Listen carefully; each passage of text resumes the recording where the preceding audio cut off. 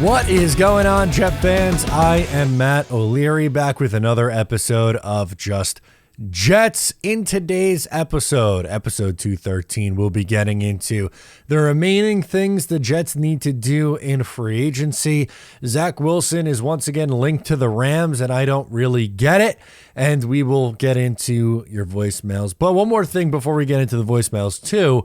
Almost forgot. We got to talk about why Jet fans are a very, very special group. I am excited for this episode. Another week down in free agency. The Jets made a pretty big move since the last time we spoke. They signed Tyson Smith to a new contract. That is something that everyone should be excited about on a one-year deal. Prove-it deal for Tyson Smith. Shoring up left tackle, and we're going to get into all that. Before we really hop into it, I wanted to talk about the shirt that I'm rocking, actually. Let me move over the mic and turn it so you could see it. It's from our guy you might know, Tyson Roush from Let's Talk Jets. And, he gave me this shirt, or I purchased this shirt. It's okay to not be okay, is what it says. But why does it say it's okay to not be okay? Well, every year Tyson does a charity event. He does a run supporting mental health. And this year on March 22nd to March 24th, he's going to be attempting a much harder version of the David Goggins Challenge to raise money for mental health awareness and to support our veterans. It's 5 miles every 4 hours for 48 hours. He has a link to buy the t-shirt, which I purchased to help support. I will link that in the description, as well as a GoFundMe. And I think it's a really great cause. So it's something that I wanted to call out and talk about on my show. I've supported Tyson for a few years in this. Tyson's one of the... We're very lucky in the Jets community to have a lot of awesome people, and Tyson definitely fits that bill. I've met him a few times. We got together at a Shinedown concert last year. I don't think there's a bigger Shinedown fan than Tyson. So shout out to him for doing this. It's really awesome, and the shirt rings true. So for anyone watching this, if maybe you are struggling with some mental health issues, just know that you are not alone. I myself am someone who struggle with mental health issues at times. I've been open about it. I've talked about it before, but it's not doing it for sympathy reasons. I just want you at home, if you're listening to this and you're just feeling alone, that's not the case. That there are other people out there who are dealing with some of the same issues. Anxiety is a really big one for me that I've struggled with for years. Therapy really helps. Talking with people really helps. So if you are one of those people, please reach out to someone. You can reach out to me as well. I'll gladly talk with you. And just wanted to again call that out because one, it's a great cause from Tyson. But number two, it's a cause that that I believe in, and it's something that needs to be talked about more. Mental health, especially like men's mental health too. Men do a really bad job of communicating sometimes, most times, let's be honest. And that's something that has to change. And I think opening up the dialogue and starting the conversation on it is a good way to go about doing that. So thank you to Tyson, and go support him this weekend. What I wanted to get into to start today's episode is what the New York Jets need to do the rest of the way. So they're hosting Mike Williams today. So wide receiver is something that they should look to address, and that's kind of an obvious one. So while sure, wide receiver is going to make this list, and Mike Williams very well can sign at some point this week, there are other things left for the New York Jets to do. And that's what I really wanted to focus on today. That's what I wanted to take a look at. And because, offensive line and wide receiver were the two biggest things that Jets fans wanted to see. But now I think there's really two names that jump out to me as things that I would like to see the Jets do in this second, third tier wave of free agency. Not necessarily saying, break the bank and pay big money to no, but veterans who can help your team and help fill roles on this team on a 53-man roster. So we will start with someone else who is going to be meeting with the Jets this week, and that is Jadeveon Clowney. He is someone who is coming off a really good year in Baltimore in his one season with the Ravens. He had 9.5 sacks this past year, and arguably at his age 30 season, had the best statistical season of his career. Now, he's someone who was a number 1 overall pick in 2014 and probably never lived up to the ultimate like ceiling of a guy who was, taken number 1 overall. Like Jadeveon Clowney is not going to get, confused as a superstar, but that doesn't mean that he's not a solid player and a good player in this league. Jadeveon Clowney's not a bust and, not out of the league after a couple of years. He is a very productive defensive player and a really good one at that. 9.5 sacks. But the really key thing about him, and something he's done all the way throughout his career, going back to his early days with the Houston Texans, when he wasn't necessarily putting up those monster sack numbers, he is one of the best run defending edges in the NFL. And I think that kind of fits with what the Jets need right now. And Jadeveon Clowney's been a name that I feel like we've talked about on this channel in the past, in years gone by. And in past situations, specifically, pre-Robert Saleh getting here in 2021, the Jets didn't have those pass rushing edges. And I didn't think Jadeveon Clowney really fit that bill for the Jets. So I didn't like the idea a few years ago of paying him and, or trading for him or paying him and giving him pretty big money back in I don't know, when was he first available? Probably 2019, 20 in that range. But at this point in his career, and with what the Jets need, I think you could make the case that Jadeveon Clowney would be good on a 1-year deal in that, I don't know, what do you think he gets? An $8 million, maybe up to $10 million on a 1-year deal? And a 4-man rotation at edge, because let's be honest, they need 4 guys, which is, one of the reasons why we talked so much about Bryce Huff here. Going from that to adding a Jadeveon Clowney, John Franklin Myers, Will McDonald, and Jermaine Johnson as your 4 guys, that's a pretty nice group of pass rushers and just a different kind of skill sets there. Like Will McDonald is the more pure pass rusher. He's going to use his spin move. He's going to be, more of the finesse guy, where Jermaine Johnson, he just has a great motor. He's good on early downs against the run.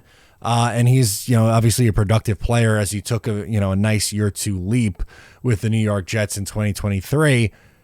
But with JFM and Clowney as your edge rushers on first and second down, NFL teams are going to have a really, really hard time running on that defense. And then add Jermaine Johnson into the mix. And one of the things about this New York Jets defense last season that you could maybe be critical of was at times they struggled against the run.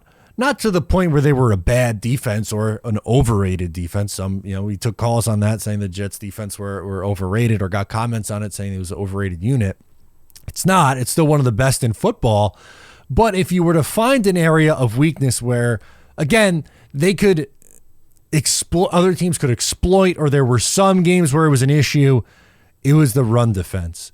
And Clowney, that's his strength. And pairing him with John Franklin Myers as an edge rush do on early downs, and then again mixing in Jermaine Johnson, that's exciting to me. And then Will McDonald really takes that third down pass rusher role, playing 35-40% of the snaps, and he's getting in good situations where it's second and long, third and long, because the run defense did a really good job on early downs. Well, hey, now you got something here. And we talked about a bunch already. Will McDonald has big shoes to fill with the departure of Bryce Huff, but that would be a way that I think you could go about replacing Bryce, and not that Clowney is your Bryce Huff 1-for-1 swap, but it's kind of just rounding out your room, and McDonald is your pure pass rusher who's in the third and long, second and long situations. And Clowney is more your early down guy as well. So I think that really makes the room a little bit deeper there. I know we're probably tired about talking about defensive pieces and we want to focus on the offense. And, I totally get that, but I think filling out that last spot at edge might be wise. Now, the second one is definitely, I know for a fact it's going to surprise some people, but allow me to talk through it because I think I could convince you if you're not going to buy into this. So normally, and in most cases, I am not someone who likes to pay big money to a running back whose best years are behind them, right? Like the Dalvin Cook situation last year, I wasn't a fan of, and I just don't think that's the wisest way to go. But this next guy, while he is definitely on the back nine of his career, is going to come at an extremely cheap cost, and I think fills a hole that the Jets don't have in their running back room, and that's Ezekiel Elliott. Now, again, like I said, I'm not saying, one, don't expect to see 2017, 2018, 19 version of Ezekiel Elliott. That's not what I'm saying. And I'm also saying, not saying pay him, $8+ million and give him multiple years. I'm talking 1 year, cheap $2-3 million at the most. And the reason why I think he would be good for the Jets is, well, yeah, his stats weren't really eye-popping last year, 184 carries, 642 yards, 3 touchdowns. He's good at two things that the rest of this running back room isn't really all that great at. And number one is pass protection.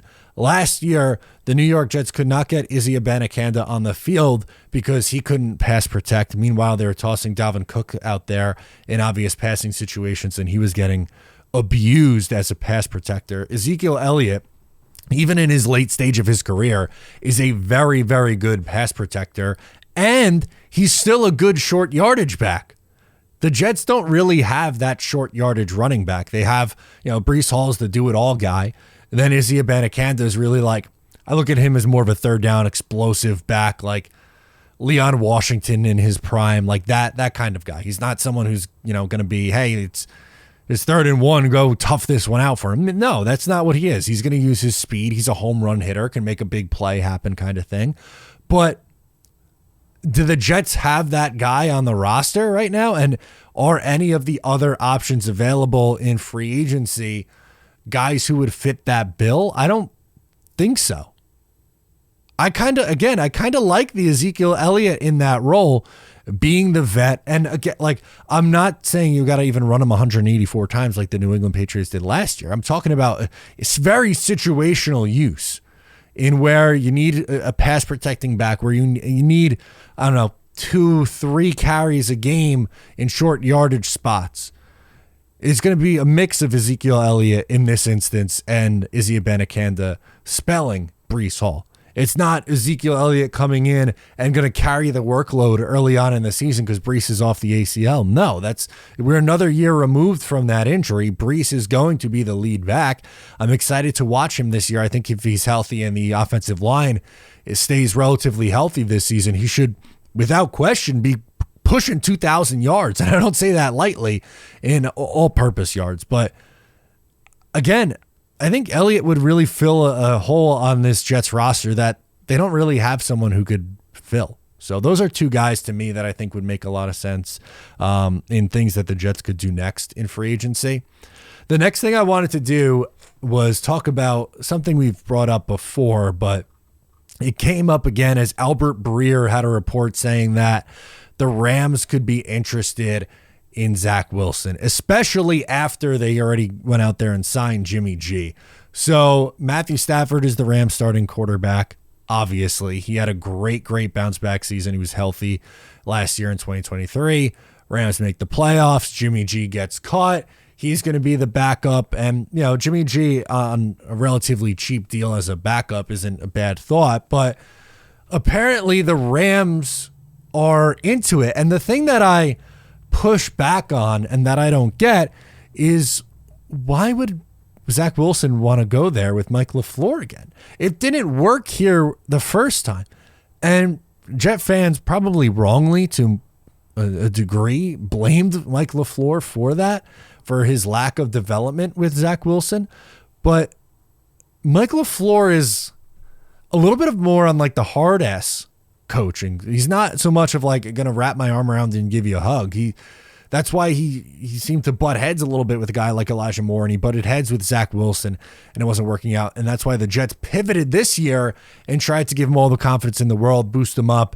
And unfortunately, that didn't work either. So I don't know what kind of coaching Zach Wilson's going to be able to respond to at the NFL level, but I don't get them. I don't get the Rams link. I really don't. And unfortunately for the Jets, after Justin Fields gets traded to the Steelers, Josh Dobbs signs with the 49ers, and you're looking around the league and you're going, I don't know where Zach Wilson's going to end up here.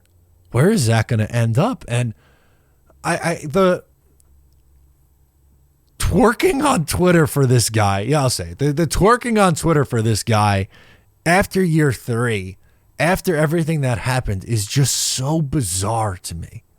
It really is. And I wanted I can't even count how many times that I've said this, but I wanted the New York Jets to draft Zach Wilson in 2021. I was happy when they made that selection. I was giving him the benefit of the doubt his first year. It didn't go very well. He came back from the injury. I thought looked okay down the stretch. Said, all right, go into year 2. Let's see if he could take that step. And he didn't. And he got benched for Mike White. We saw the offense have success with Josh Johnson at times, Mike White, Joe Flacco, and Zach Wilson never had that same level of success that the other quarterbacks had with Mike LaFleur. And then this year, they think lowly enough, I guess, on Zach that they are going to go out and trade for Aaron Rodgers, which all good.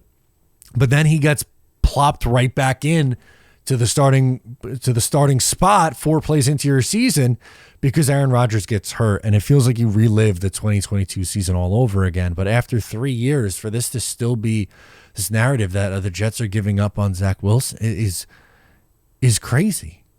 It's crazy. If you said, because I had people 6 starts into Zach Wilson's career telling me the guy couldn't play. I was like, all right, can we pump the brakes on that? So the reason why I'm spelling it out that way is I think I've done my best to be as fair as I possibly could be with Zach Wilson. I really have. I wanted to give him the 2-year look. And after the 2-year look, the Jets rightly decided, hey, we gotta go a different direction and add somebody else. And now, like, there's still people out there who's tweeting like, well, like if you take out the fumbles and the interceptions and the bounce screens and you just rattle off like 7 things and then show like the 5 highlight plays that Zach Wilson made last year, it's like you got a good quarterback here. And I was like, that's not the point. You're missing the point again. It's not that he doesn't have those flashes. It's that they're few and far between and that there's something very wrong where it's just not clicking. It's just not working. There's no reason to keep him around on this roster. It's just something that you need to split ties with and say, all right, you're going to go your separate way. We're going to go our separate way. And I know that there's still money owed, right? It's kind of like if you're in a toxic relationship where it's just not working out, but you already had a trip booked and you're like, well, let's take the trip together anyway, even though we can't stand each other and it's, some sort of horrible relationship. We're going to run it back and go on this trip because we already paid for it. No, dude, cut your losses and go out with the boys and have a few drinks at the bar and like don't worry about that trip. Like that's money spent. It's gone. You took your chance. You thought it maybe could work. Hasn't worked. Better for both sides to move on. And that's how I feel about Zach Wilson. Have you ever Googled yourself and were shocked to see your personal information exposed on one of those public listing sites? Data brokers are making a fortune selling your information to robocalls, spammers, and others who want to learn more about you, like where you live. As a public figure, this type of stuff is an absolute nightmare for me. Private information should remain that, private. This is why I'm pumped to tell you about our new sponsor, Aura. Aura can identify data brokers exposing your information and submit opt-out requests on your behalf. Brokers are legally required to remove your info if you ask them to, but they make it super hard to do it. Let Aura handle that for you. You can try Aura for free for 2 weeks using my link, aura.com/Matt O'Leary. Aura also does so much more to protect you and your family from online threats you can't see. It's really easy to set up so you don't have to download several different apps to get things like parental controls, antivirus, VPN, password management, identity theft insurance, and more. You get everything at one affordable price. Let Aura do the hard work of keeping you safe online so you can focus on other tasks with peace of mind. Once again, start your 2-week free trial by using my link and going to aura.com/Matt O'Leary. The link is also in the description for this video, so make sure to check it out. Last thing before we get into the voicemails, I want to talk about why Jet fans, I think, are some of the best fans in the NFL. Number one, they are incredibly loyal. Jet fans have not seen a playoff team since the 2010 season. I was 15 years old. I was in 10th grade the last time the Jets made the playoffs. I am 28 years old. I graduated high school. I graduated college. I've had multiple different jobs and career paths in between the New York Jets last time making the playoffs. A lot has changed in the last 13 years of my life, and I'm sure you could say the same thing at home listening to this. Things have been really, really tough, yet they are still fans, no matter what, who are going to watch, show up, cheer for, buy merch, the whole thing. And maybe the best example of this was NYJ Matt on Twitter. If you're not following him, you're making an absolute mistake. One of the most entertaining guys on the internet, in the Jet space, just so funny.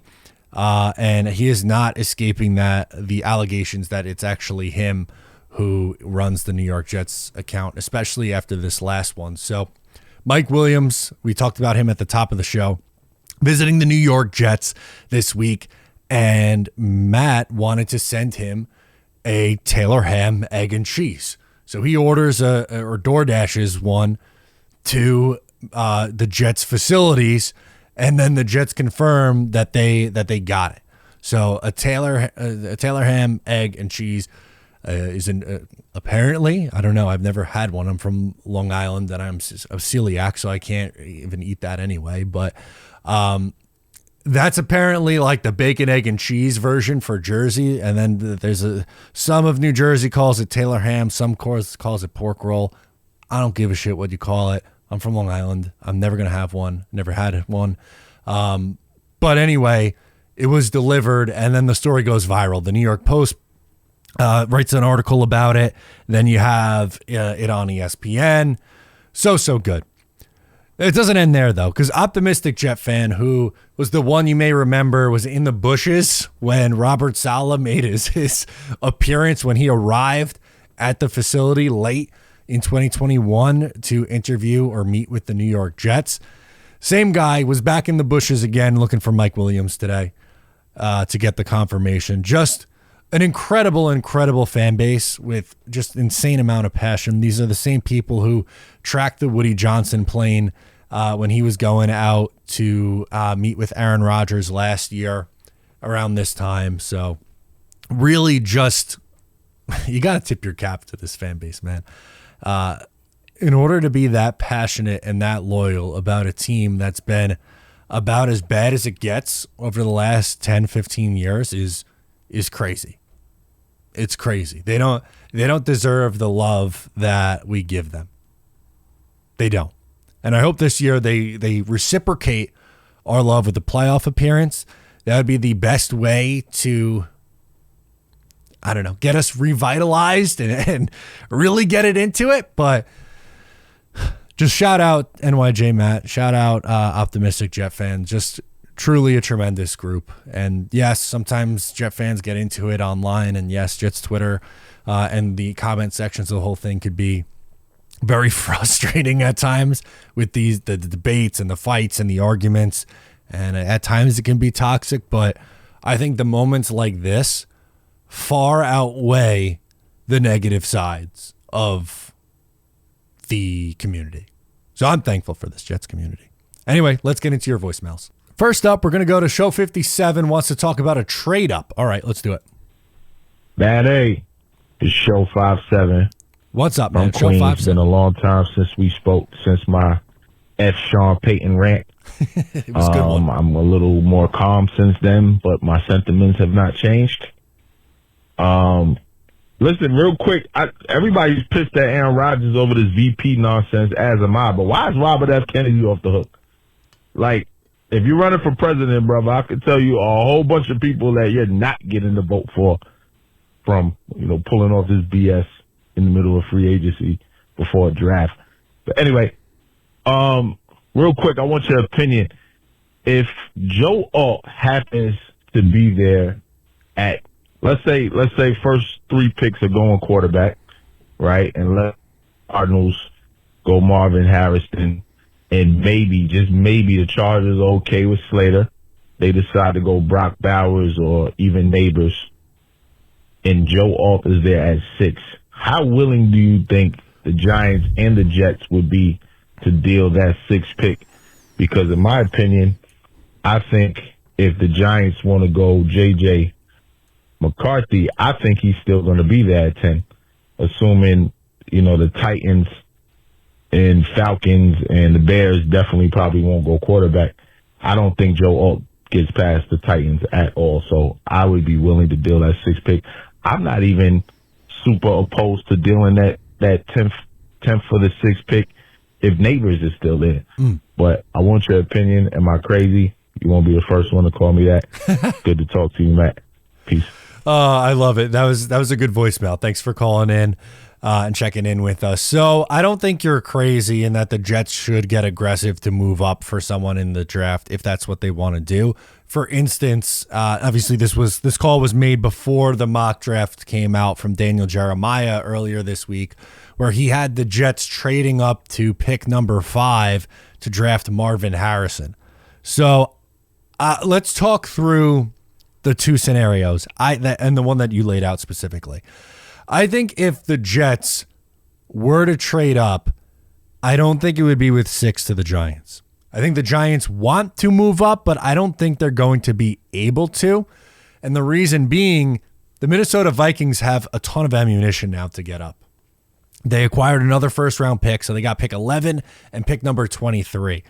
They are a team, that supposedly is really in on trying to trade up for J.J. McCarthy. And right now, the buzz is, again, a little over a month out, but J.J. McCarthy might not make it to 6. He might not make it to 10, as you were describing. Now, I'm not saying, I wouldn't take J.J. McCarthy in the top 10. I don't really like him like that.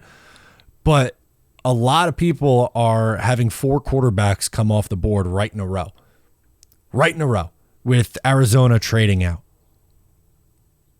So if those 4 let's play the game that way. If the 4 quarterbacks come off the board, we'll say Marvin Harrison goes off the board at 5 to the Chargers. Would the Jets be able to trade up with the Giants at 6 and either take Neighbors or Joe Alt? I don't think so. I don't think the Giants want to trade out. I think they would just take Neighbors in that spot. So it's a fun exercise to think through.